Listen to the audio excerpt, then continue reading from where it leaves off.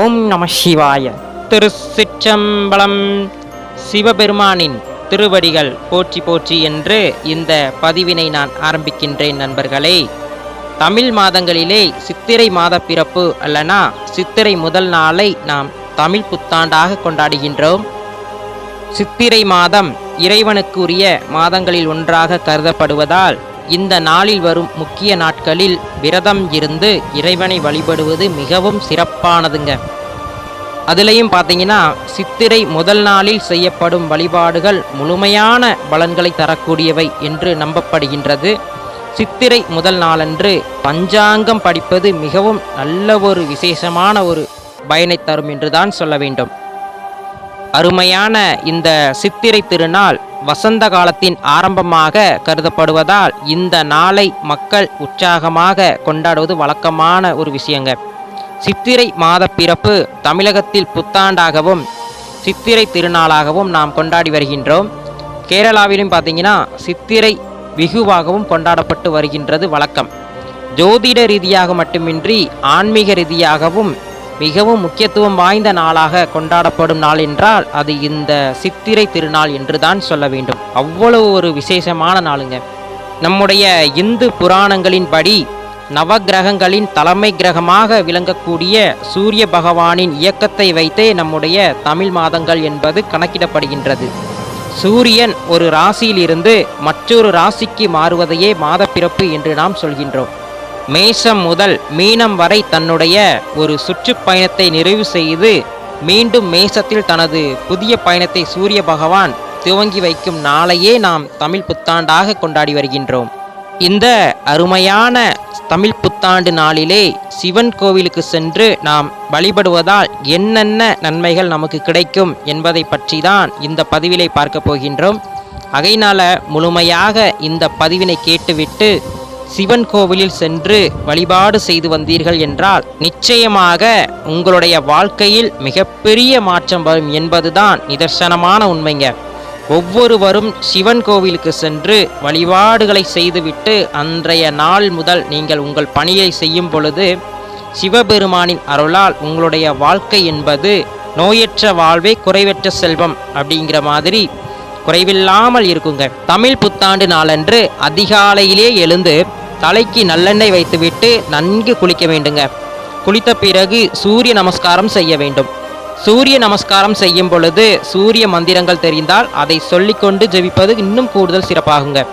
சூரிய நமஸ்காரம் செய்துவிட்டு உங்களுடைய வீட்டில் இருக்கக்கூடிய பூஜை அறைக்கு வர வேண்டும். அங்குள்ள இறைவனின் திருவுருவ படங்களுக்கு பூக்கள் மலர்கள் எல்லாம் வைத்துவிட்டு சிறிது கற்பூர ஆராதனை காட்ட வேண்டும். இறைவனை முழுமனதாக வேண்டிக்கொண்டு அன்றைய நாள் இனிமையாக இருக்க வேண்டும் என்று நீங்கள் நன்கு வேண்டிக்கொண்டு உங்களுடைய வேண்டுதலை துவங்குங்கள். அதன் பிறகு சிவன் கோவிலுக்கு நீங்கள் செல்லுங்கள். சிவன் கோவிலில் நுழைந்தவுடன் ராஜகோபுரத்தை வணங்கிவிட்டு தான் நாம் கோவிலுக்கு நுழைய வேண்டுங்க. நிறைய பேருக்கு இது தெரிகிறதே இல்லை. அப்படி வந்த உடனே வேகமாக கோயிலுக்குள்ளே போயிடுறாங்க. அப்படி செய்யாதீங்க. கோபுர தரிசனத்தை செய்துவிட்டு தான் கோவிலுக்குள் செல்ல வேண்டும். அதனால தான் கோவிலுக்குள் வர முடியாதவர்கள் கூட தூரத்தில் இருந்தபடியே அந்த கோபுர தரிசனம் செய்கின்றார்கள். அப்படி செய்வது இறைவனையே வணங்குவதற்கு சமம் அப்படின்னு சொல்கிறாங்க. ஆகையினால தான் கோபுர தரிசனம் கோடி புண்ணியம் என்று நம்முடைய இந்து புராணங்களில் சொல்லப்படுகிறது, நம்பப்படுகிறது. கோவிலுக்குள்ள நுழைந்தவுடன் பார்த்தீங்கன்னா ஒரு பெரிய பலிபீடம் இருக்கும்.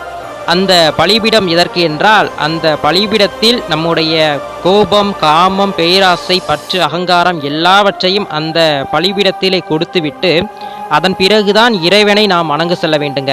அதற்காகத்தான் அந்த பலிபீடம் என்பது அமைக்கப்பட்டிருக்கு. நம்முடைய எந்த ஒரு வேண்டுதலாக இருந்தாலும் அந்த பலிபீடத்தில் நம்முடைய எல்லா விதமான கோபம், அகங்காரம் எல்லாவற்றையும் கொடுத்துவிட்டு ஒரு சாதாரண மனிதனாக சிவபெருமானை வணங்க செல்ல வேண்டுங்க. எல்லா சிவன் கோவில்களிலும் பார்த்தீங்கன்னா சிவபெருமானுக்கு மெய் பாதுகாவலராக நந்தி பகவான் அழகாக வீற்றிருப்பார். நம்முடைய எந்த ஒரு வேண்டுதலாக இருந்தாலும் நாம் முதலிலே அனுமதி பெற வேண்டியது நந்தி பகவானாகத்தான் இருக்க வேண்டும். ஆகையினால நந்தி பகவானுக்கு மாலை அணிவித்து நன்கு வழிபட வேண்டுங்க. அவருக்கு விளக்கு ஏற்றி அவரை முழுமனதாக வேண்டிக்கொண்டு, பகவானே, நான் சிவபெருமானை வணங்க வந்திருக்கின்றேன், எனக்கு அனுமதி தாருங்கள் என்று நந்தி பகவானிடம் அனுமதி பெற்ற பின்னர் சிவபெருமானை வழிபட செல்ல வேண்டும் நண்பர்களே. பிறகு சன்னதியில் முதலில் அருள்பாலிக்கும் முழுமுதற் கடவுளான விநாயக பெருமானை முழுமனதாக வணங்க வேண்டும். விநாயகரை வணங்கும் பொழுது சிறிது அருகம்புல் மாலை அவருக்கு சாற்றிவிட்டு நெய் தீபம் ஏற்றி தலையில் தோப்பு கரணமிட்டு தலையில் கொட்டிக்கொண்டும் வணங்க வேண்டுங்க. விநாயகரை வணங்கும் போது எப்போதுமே நாம் தோப்பு கரணமிட்டு வழிபடுவது மிகுந்த பலனை தரும் என்றுதான் சொல்ல வேண்டும். விநாயகரை நன்கு வழிபட வேண்டும் நண்பர்களே. விநாயக பெருமானை வழிபட்டு விட்டு மூலஸ்தானத்தில் இருக்கக்கூடிய சிவபெருமானை நாம் வழிபட செல்கின்றோம். சிவபெருமான் வீற்றிருக்கக்கூடிய அந்த கருவறைக்குள் நாம் உள்ளே நுழைந்த உடனே நமக்கு உடல் சிலிர்ப்பு என்பது கண்டிப்பாக வந்துவிடும் நண்பர்களே. அந்த இடம் அவ்வளவு ஒரு தெய்வீக ஆற்றல் நிறைந்த ஒரு இடமாக இருக்கும். அந்த இடத்திலே நீங்கள் சிவபெருமானை முழுமனதாக வேண்டிக்கொண்டு உங்களுடைய எந்த ஒரு வேண்டுதலாக இருந்தாலும் சிவபெருமானிடம் வேண்டிக் கொள்ளுங்கள். சிவபெருமான் கண்டிப்பாக உங்களுடைய வேண்டுதலை நிறைவேற்றுவார். சிவபெருமானை வணங்கும் போது தலை முதல் கால் வரை பாதம் பணிய கீழே விழுந்து சிவபெருமானை வணங்க வேண்டும். அப்படி வணங்கும் பொழுது நம்முடைய உச்சந்தலை முதல் உள்ளங்கால் வரையில் இருக்கக்கூடிய எதிர்மறையான ஆற்றல் என்பது நம்மை விட்டு விலகும் என்பது நம்பிக்கை. ஆகையினால எப்போவுமே சிவன் கோவிலுக்கு செல்கின்றோம் அப்படி என்றால் நிச்சயமாக நாம் கருவறையிலே கீழே விழுந்து இறைவனை வழிபட வேண்டும் நண்பர்களே. சிவபெருமானை முழுமனதாக வழிபட்டுவிட்டு சுற்று பிரகாரத்தில் வீற்றிருக்கக்கூடிய மற்ற தெய்வங்களையும் கண்டிப்பாக வழிபட வேண்டும் நண்பர்களே. பொதுவாக எல்லா சிவன் கோவில்களிலும் பார்த்தீங்கன்னா முருகப்பெருமான் வள்ளி மற்றும் தெய்வானையுடன் அழகாக திருமண கோலத்தில் காட்சியளிப்பார். முருகன் என்றால் அழகு என்று சொல்வார்கள். நம்முடைய இல்லறம் வாழ்க்கை என்பது மகிழ்ச்சி நிறைந்ததாக இருக்க வேண்டும் என்றால் நிச்சயமாக முருகப்பெருமானை முழுமனதாக வேண்ட வேண்டுங்க. முருகனுக்கு சிறிது மாலை சாற்றி அவருக்கு நெய் தீபம் ஏற்றி வழிபட்டு வந்தோம் என்றால் நம்முடைய வாழ்க்கையில் மகிழ்ச்சி என்பது குறைவில்லாமல் இருக்குங்க. ஒவ்வொரு சிவன் கோவில்களிலும் பார்த்தீங்கன்னா ஒரு அம்பாள் அழகாக காட்சியளிப்பாள். அந்த அம்பாளிடம் சென்று நம்முடைய எந்த ஒரு வேண்டுதலாக இருந்தாலும் அம்பாளிடம் முழுமனதாக வேண்டிக் கொள்ளுங்கள்.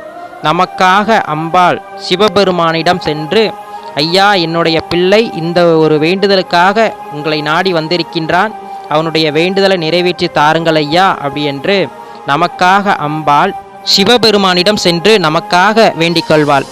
அம்பாளுக்கு எலுமிச்சையில் நெய் தீபம் ஏற்றி வழிபட்டு வந்தோம் என்றால் குழந்தை பாக்கியம் என்பது நிச்சயமாக கிடைக்குங்க. குடும்ப விருத்தி என்பது நிச்சயமாக இருக்கும். ஆகையினால சிவன் கோவிலில் உள்ள அம்பாளை கண்டிப்பாக தரிசனம் செய்வது மிகுந்த பலனை தரும் என்றுதான் சொல்ல வேண்டும்.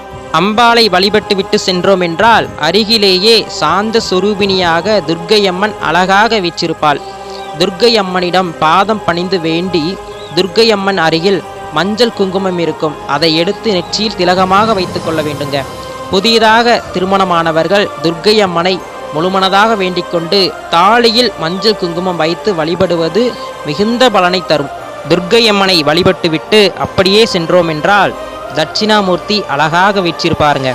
தட்சிணாமூர்த்திக்கு சுண்டல் மாலை சாற்றிவிட்டு நெய் தீபம் ஏற்றி வழிபட்டோம் என்றால் நிச்சயமாக நம்முடைய வீட்டிலுள்ள அனைத்து சுபகாரியங்களும் சுகமாக முடியுங்க.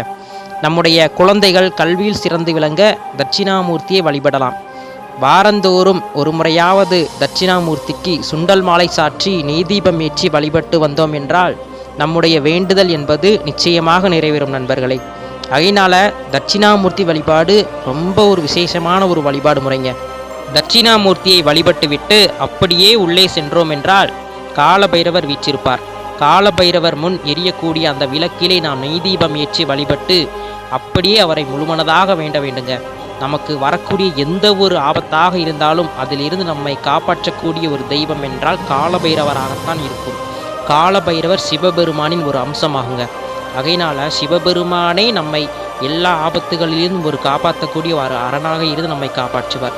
அதனால் எப்போவுமே நம்ம சிவன் கோயிலுக்கு போகிறோம் அப்படின்னா காலபைரவர் வழிபாடு கண்டிப்பாக நம்ம செய்யணுங்க. நாம் வழிபடக்கூடிய கோவில்களில் சுற்று பிரகாரங்களில் இருக்கக்கூடிய அனைத்து தெய்வங்களையும் கண்டிப்பாக வழிபட வேண்டுங்க. எந்த ஒரு தெய்வமாக இருந்தாலும் அந்த தெய்வங்களை முறையாக வழிபட வேண்டும் நண்பர்களே. கடைசியாக சுவாமியை தரிசிக்க வரும் பக்தர்களின் கோரிக்கையை கணக்கெடுக்கும் சண்டிகேஸ்வரருக்கு முன் நின்று இரு கைகளையும் மெதுவாக தட்டி அவருக்கு நன்றி சொல்லிவிட்டு வெளியே வர வேண்டுங்க. கோயிலை விட்டு வெளியே வரும்போது சிறிது நேரம் அந்த ஆலயத்திலே அமர்ந்திருந்து சிவபெருமானை மனதிலே நினைத்து கொண்டு ஜபிக்க வேண்டும் நண்பர்களே. சிவபெருமானுடைய பாடல்களாக இருக்கட்டும், சிவபெருமானுடைய மந்திரங்கள் ஏதாவது ஒன்றினை நாம் மனதிலே சொல்லிக்கொண்டு சிவபெருமானை நாம் வேண்ட வேண்டுங்க. எதுவுமே தெரியவில்லை என்றாலும் ஓம் நமச்சிவாய தென்னாடுடைய சிவனே போற்றி, எந்நாட்டவருக்கும் இறைவா போற்றி, இந்த மந்திரத்தை பாராயணம் செய்து கொண்டு நீங்கள் வழிபட்டு வந்தீர்கள் என்றால் நிச்சயமாக உங்களுடைய வேண்டுதல் என்பது சிவபெருமானிடம் சென்றடையுங்க. மறுபடியும் கொடிக்கம்பத்திற்கு அருகில் சென்று வடக்கு நோக்கி தலை வைத்து வழிபட வேண்டுங்க. பெண்களாக இருந்தால் 2 கை 2 கால் தலை ஆகிய 5 உறுப்புகளும் தரையில் படும்படியாக பஞ்சாங்க நமஸ்காரம் செய்ய வேண்டுங்க.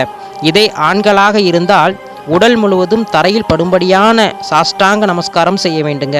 இப்படிதான் சிவன் கோவிலில் நாம் சிவபெருமானை தமிழ் புத்தாண்டு நாளிலே சிவன் கோவிலுக்கு சென்று நாம் வழிபட்டு வந்தோம் என்றால் நிச்சயமாக நம்முடைய வேண்டுதல் என்பது அந்த வருடத்திலே நிறைவேறும் நண்பர்களே.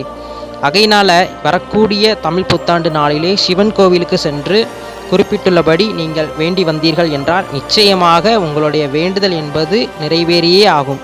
தமிழ் புத்தாண்டு நாளிலே சிவபெருமானை நீங்கள் முழுமையாக வழிபட்டுவிட்டு கோவிலுக்கு வெளியே வரும்பொழுது அங்கு பசியால் வாடும் வயதானவர்களுக்கு உங்களால் முடிந்த உணவுகளை நீங்கள் அளித்து வந்தீர்கள் என்றால் கோடி புண்ணியம் கிடைக்குங்க. சொல்லுவாங்க இல்லையா, உணவு அளித்தோர் உயிர் கொடுத்ததற்கு சமம் என்று சொல்வார்கள். நீங்கள் ஒரு வேளையாவது உங்களால் முடிந்த அளவு உணவு அளித்தீர்கள் என்றால் உங்களுடைய குடும்பம் தலைமுறையாக வாழையடி வாழையாக உயரும் என்பதுதான் நிதர்சனமான உண்மைங்க. கோடி புண்ணியம் கிடைக்குங்க. ஆகையினால் உங்களால் முடிந்த அளவு உணவு அளித்து வாருங்கள், உங்களுக்கு நல்ல ஒரு பலன் கிடைக்கும். அதே மாதிரி கோயிலுக்கு வெளியே பசுமாடுகள் காளை மாடுகள் எதுவும் இருந்தால் அந்த மாடுகளுக்கு நீங்கள் நாட்டு வாழைப்பழம் கொடுங்கள்.